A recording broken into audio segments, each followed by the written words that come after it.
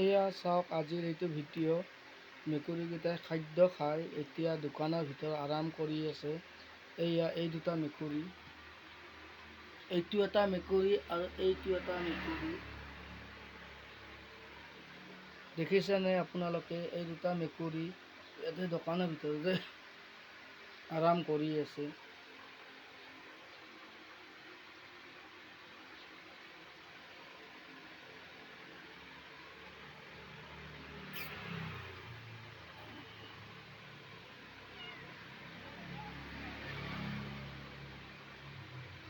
দেখিছে এই দুটা মেকুৰী দোকানৰ ভিতৰতে আৰাম কৰি আছে। এই দুটা মেকুৰী আপোনালোকে চাওক।